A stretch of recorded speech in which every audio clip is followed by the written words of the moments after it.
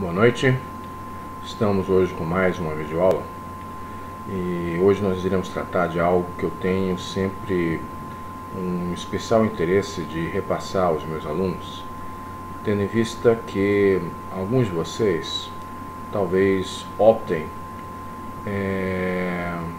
em exercer a advocacia de uma forma profissional. Então, às vezes, nos encontramos com alguns advogados que, talvez pressionados pelos seus clientes, tomam atitudes que não são as mais éticas.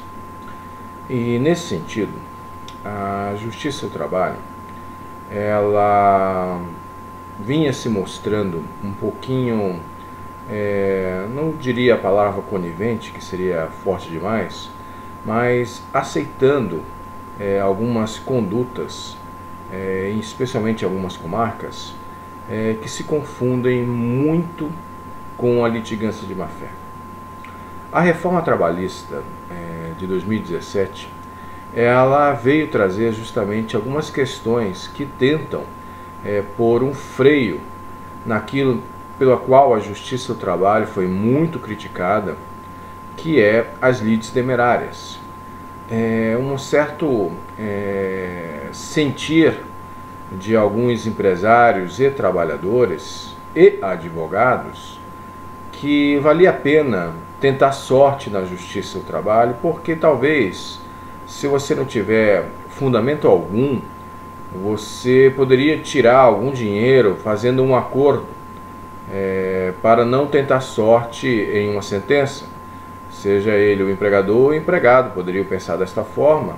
E talvez nessas lides temerárias, inclusive, tanto o empregador como o empregado pudessem ter condutas que não se confundiam com a boa-fé processual que se requer nessas questões. Daí que a reforma trabalhista trouxe também uma nova visão sobre isso, trazendo a possibilidade das custas e honorários de sucumbência recíprocos.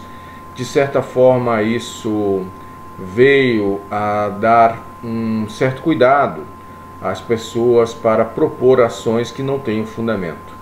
E aqueles que tenham algum fundamento para entrar com a sua ação, têm que ter uma conduta no continuar do processo que não vá levar ao entendimento de uma litigância de má-fé.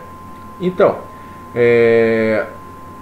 nós temos na CLT algo muito semelhante ao que já tinha no CPC de 2015 e, de certa forma, já tinha alguma jurisprudência anterior a 2017, ou seja, a reforma trabalhista, que também se movimentava nesse sentido.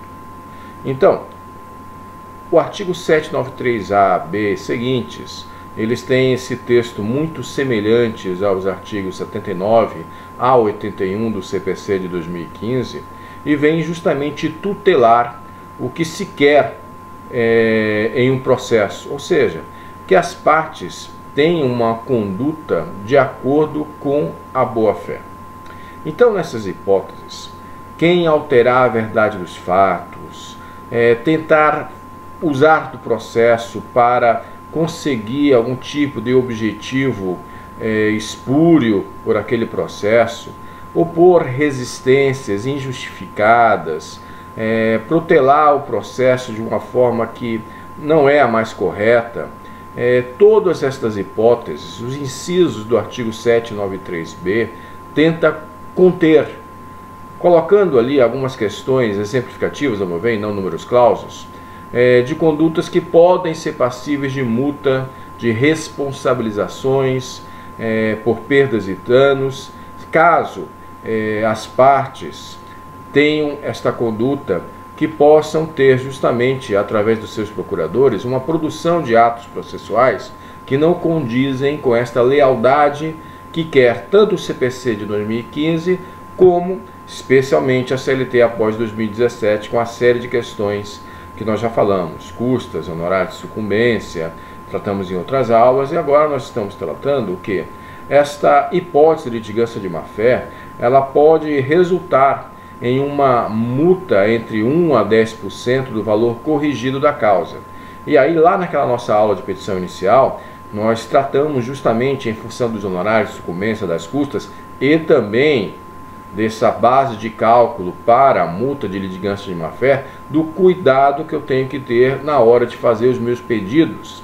Esses pedidos realmente devem estar bem ajustados às questões econômicas de fato daquela relação jurídica trabalhista ocorrida, porque cada pedido, a sua somatória, vai dar justamente o valor da causa, que vai ser justamente uma referência para as hipóteses de custas e até de litigância de má-fé, né? Então tenho que tomar cuidado com o valor dos pedidos e também quando eu entender desta somatória dos pedidos para colocar o valor da causa, que como veremos em outras aulas, também será relevante o valor da causa para se temos um rito ordinário ou sumaríssimo no processo, mas também para a multa de litigância de má-fé, que é a nossa aula de hoje, e que a reforma trabalhista ela colocou o quê? Estas hipóteses de multas por esta lide temerária, por esta conduta em contra a boa-fé processual, ela pode atingir também aos litisconsortes. O juiz vai verificar em cada caso concreto qual foi a conduta que pode ser punida com essa multa. Talvez, como os litisconsortes são autônomos em seus direitos e deveres processuais, talvez a conduta possa ter sido individualizada em uma só das partes, ou seja, eu tinha naquela ação duas reclamadas, talvez uma com responsabilidade direta e outra com a responsabilidade subsidiária, e só quem teve a conduta que se confunde com a litigância de má-fé foi justamente a subsidiária, né? Então só ela será alcançada por esse dever que ela faltou de lealdade processual e a hipótese de multas, ok? O juiz vai, conforme o caso concreto, entender qual será a multa cabível para aquela conduta. Uma das grandes novidades que nós tivemos também com essa questão de figurar de forma expressa na CLT a hipótese de responsabilidade por dano processual diz respeito também a algo que também era muito criticado na Justiça do Trabalho. Por quê? Algumas pessoas, talvez de forma até pejorativa e sem base real, diziam que ganhava a ação trabalhista quem teve a possibilidade de ter uma testemunha que mentisse melhor. Bem, nem todos os casos são assim. Obviamente que o juiz que está lá fazendo 50 audiências por dia, que tem anos na magistratura, ele identifica a veracidade de cada depoimento. E nisso ele vai dar na sua sentença, né, a fé que ele vai entender que é fidedigna ou não de cada depoimento. E agora ele tem um instrumento legal de forma expressa na CLT, que embora a testemunha não seja parte no processo, ela poderá também, caso venha a mentir, a faltar com a verdade, após ter o compromisso legal registrado em ata da audiência de falar a verdade, de ser auxiliar da justiça, também ser punido com essas hipóteses de multa de litigância de má-fé. Vimos até algumas notícias, a partir de 2017, que o juiz não só aplicando estas multas, como também fazendo o direcionamento criminal dessas hipóteses de condutas de má-fé por parte de testemunhas. Então, cabe a nós, aqui na academia, indicar o óbvio, ou seja, que em todos os nossos atos da vida, não só na questão profissional, a ética deve ser sempre o fio condutor dos nossos atos. No processo, isso não é diferente. Ainda que a Instrução Normativa 41 de 2018 ela fez uma questão temporal, dizendo que estas condenações por litigância de má-fé, conforme os artigos 793A e seguintes da CLT, só seriam aplicadas para as ações protocoladas após 11 de novembro de 2017, não é bom que se tenha esse tipo de conduta durante o processo. Veja que, ainda que você trabalhe em uma comarca com várias trabalhistas, ou seja, com vários juízes, é muito ruim para a reputação do profissional, ainda que tenha sido instigado pela conduta do seu cliente, fazer a sabiendas, de forma voluntária, condutas de má-fé. A OAB, especialmente aqui a subseção de Joinville, já há algum tempo, ela está mais coerente com seus deveres, do seu juramento que se faz cada advogado ao assumir esta profissão de fé que é a advocacia, de ter uma conduta reta, uma conduta honesta e ética. E aqueles que não o fazem, felizmente, a OAB, especialmente a subseção de Joinville, vem tomando algumas condutas de sanção, advertência, suspensão e até hipóteses de perder a inscrição na ordem, para que se tenha dentro da advocacia, de forma geral, esta conduta que faz da OAB essa instituição histórica no Brasil. E é isso que se quer, e é isso que eu, desde logo, peço aos meus alunos e futuros advogados que tenham essa conduta de boa-fé em cada um dos seus atos, na vida e no processo. Isso também diz respeito ao tema que nós começamos agora, as audiências. Às vezes, a gente encontra alguns advogados que traz para a mesa da audiência uma conduta sorrateira, uma conduta reprovável, como se estivesse jogando truco em um boteco qualquer, e faz também condutas neste ato processual que concentram uma série de outros atos processuais, que é a audiência, que são reprováveis. Tenham em mente que o outro advogado e que o juiz possam ter a experiência necessária para identificar esta conduta de partes e advogados na hora de audiência. E isso também cabe quando se fala de litigância de má-fé, esses atos praticados durante a audiência. Portanto, mais uma vez, se requer e peço aos meus alunos que tenham sempre essa conduta honesta também nas audiências. Essas audiências trabalhistas, ela tem um regramento que está na CLT nos artigos 844 e seus parágrafos. O artigo 844 da CLT, ele teve algumas questões que foram alteradas também pela reforma trabalhista. Houve uma certa flexibilização de algumas obrigações históricas oriundas do artigo 844 da CLT. Elas começam, essas obrigações, sobre o dever de comparecência das partes e procuradores uma vez intimados para uma audiência aonde nessa comunicação processual eu tenho data e hora da ocorrência desta audiência. Portanto, caso uma das partes não compareçam uma vez validamente intimadas, haverá sanções processuais. E justamente estas punições oriundas do processo a quem não cumpre com seu dever processual de comparecer à audiência, que foram de certa forma relativizadas aqui com a reforma trabalhista de 2017. Vamos a elas.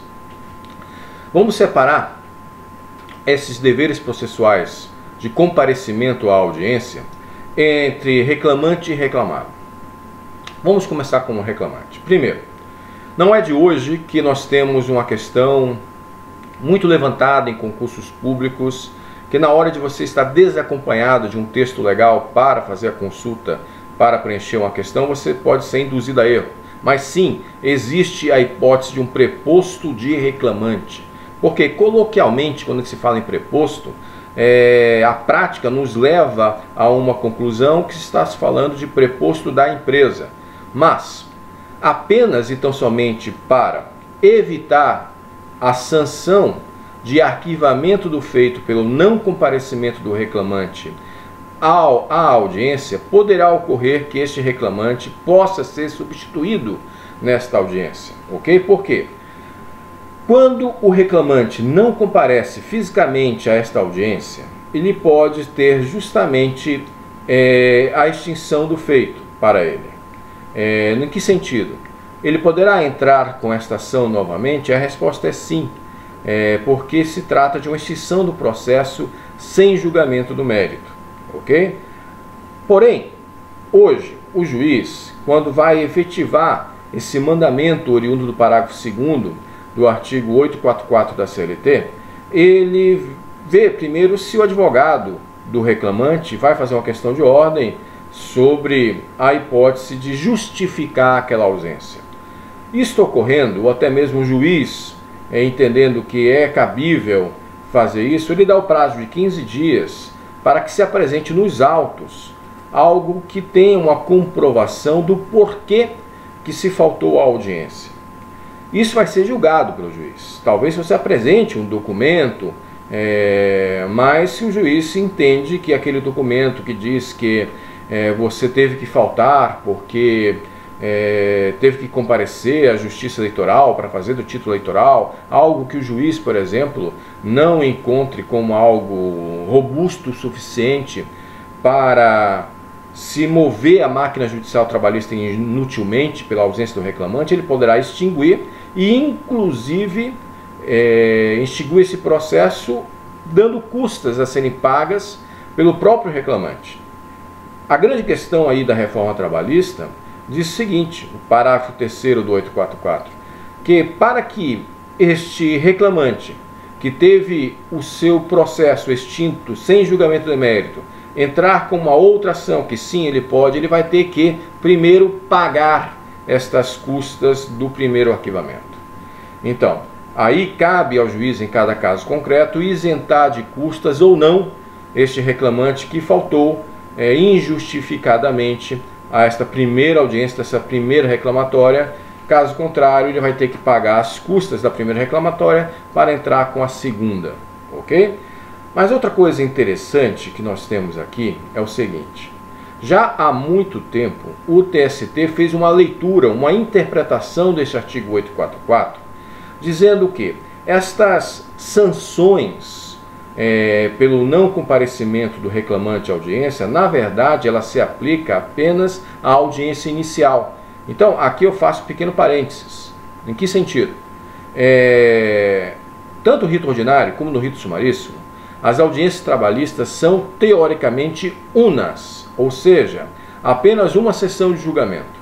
Porém, a prática, especialmente no rito ordinário, ela leva que existe a possibilidade de fazer uma audiência inicial para ver se há possibilidade ou não de acordo, e não havendo a entrega da defesa, que agora com a reforma trabalhista tem que ser feita também antes da audiência, essa entrega da defesa, esses documentos, para que o empregado possa se manifestar sobre os documentos e dar o prosseguimento ao feito.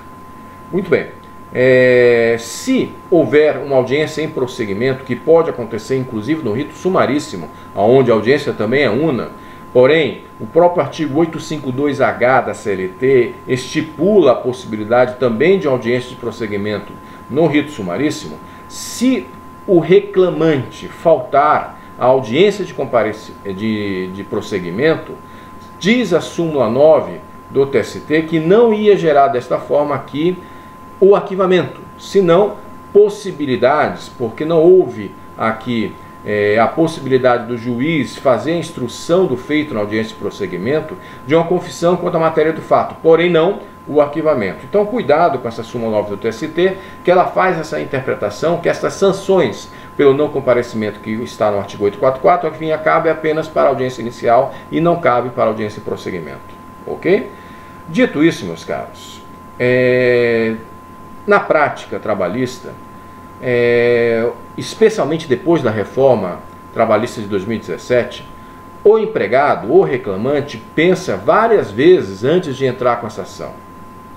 Uma, porque existe a lenda urbana de que isso pode dificultar o reingresso no mercado de trabalho desse agora desempregado e hoje reclamante, ao exercer o seu direito constitucional de ação. Talvez outras empresas que tenham notícia que ele exerceu o seu direito constitucional de ação não queira o empregar em uma nova possibilidade no mercado de trabalho. Salvo essa lenda urbana, agora nós temos essa possibilidade de pagamento de custas e honorários de sucumbência em uma sentença que pode ser também procedente para o reclamante. Então, geralmente o reclamante, quando entra com uma ação, ele faz com muita seriedade, é algo que ele pensa, reflete e depois vai exercer o seu direito de ação constitucionalmente assegurado com a sua reclamatória trabalhista. Então, essas hipóteses de não comparecimento, ainda que não sejam raras, também não são tão frequentes assim como alguns pintam, ok? Justamente por essa questão sociopolítica e econômica que nós temos no Brasil. Porém, caso eu tenha um reclamante que usa do judiciário trabalhista de forma pouco séria, entra com ação, aí é premiado pela isenção de custas, não tem honorário de sucumbência naquele caso concreto, porque não consegue cobrar os honorários, porque não tem meios, e ele entra com a segunda e a segunda também não vai. Pois muito bem, quando ocorrer 2 arquivamentos, nós temos há muito tempo dentro da CLT o artigo 732, que traz uma punição após o segundo arquivamento, em que este reclamante não poderá entrar com a sua terceira reclamatória dentro de um período de 6 meses. Isso também é muito raro que aconteça, mas pelo menos nós temos que saber que existe esse instrumento legal, ok? Agora, no que diz respeito ao reclamado, também houve aqui uma certa flexibilização com a reforma trabalhista sobre o não comparecimento da empresa a esta audiência. Primeira delas, temos que ter ciência da súmula 122 do TST, que obviamente ela é anterior à reforma trabalhista de 2017 e que de certa forma já fazia uma interpretação do artigo 844 em seus efeitos para os reclamados na Justiça do Trabalho, ou seja, para afastar e lidir a possibilidade de revelia, que é uma das sanções do artigo 844 da CLT em caso de não comparecimento da reclamada à audiência. Era possível afastar essa revelia quando eu tivesse uma razão robusta para o não comparecimento do representante da empresa, o preposto, na audiência. Poderia o advogado da reclamada pedir um prazo para o juiz para apresentar o porquê daquela ausência. Embora a súmula 122 da CLT, do TST, faça uma referência expressa a atestados médicos, cabe também outras hipóteses robustas para o não comparecimento da reclamada. Feito isso, a jurisprudência faz essa extensão da interpretação da súmula 122 do TST sobre os efeitos do 844 para as reclamadas. A raiz disso, eu tenho justamente o parágrafo 4º do artigo 844 da CLT, que foi introduzido com a reforma trabalhista de 2017, que elenca uma série de hipóteses, algumas delas que já estava em uma que outra jurisprudência anterior à reforma trabalhista de 2017, flexibilizando a aplicação da revelia quando ocorre o não comparecimento do preposto na empresa, na audiência. Em que sentido? Ora, se o advogado, com procuração nos autos, apresentou a defesa da empresa, os seus argumentos, a sua prova documental, era justamente a hipótese de eu ver, mas espera aí, será que eu aplico a revelia sem mais nem menos? Então, eu tenho uma série de incisos aí no parágrafo 4º do artigo 844, que ela vai manejar algumas hipóteses aqui. Ora, mas espera aí, eu vou aplicar a revelia para todo mundo porque um dos litisconsortes não compareceu? Não. Por quê? Porque, como nós já falamos em outras aulas, os litisconsortes são independentes em seus direitos e deveres processuais conforme a sua conduta individual no processo. Então, a revelia eu não aplico a todos. Aí tem um inciso primeiro. Eu tenho algumas questões que não dependem de prova.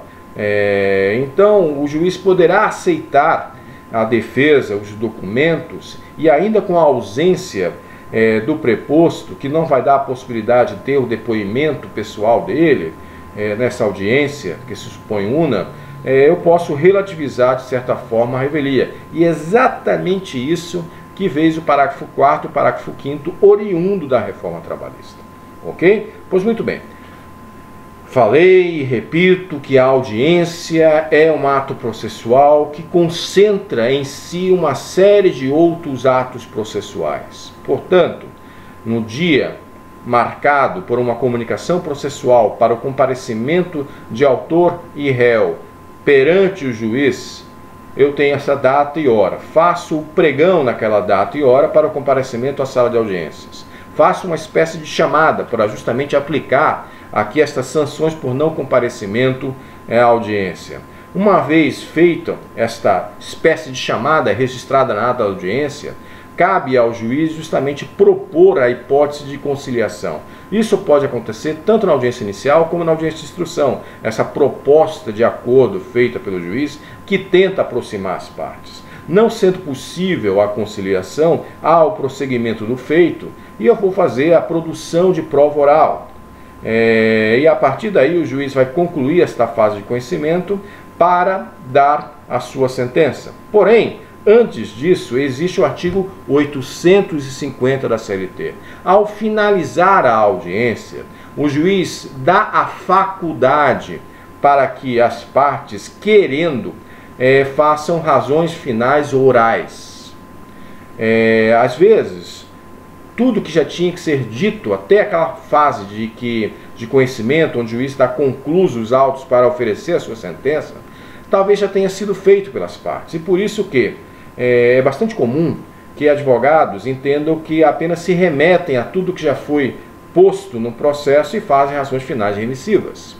Porém, cabe aqui analisar cada caso específico, porque alguns deles sim é necessário chamar a atenção do juiz para algum ponto, algum protesto, alguma nulidade do processo, e aí tem o advogado uma hipótese de falar não para o juiz, mas diretamente para o serventuário e registrar na ata da audiência alguma inconformidade com o processo ou alguma questão de suscitar algo muito importante antes da sentença, ok?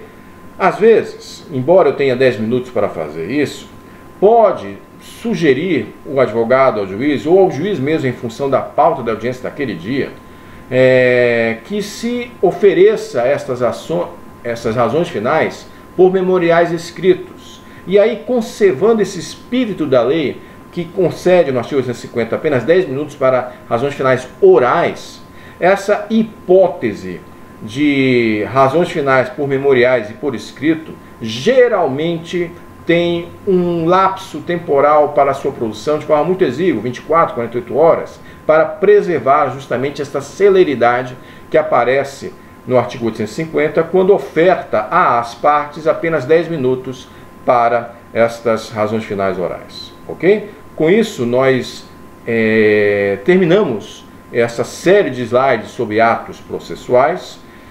Caso tenham algum tipo de dúvida ou consideração, como de praxe, fiquem inteiramente à disposição para que nós podemos fazer esse debate sobre as audiências ou litigância de má-fé.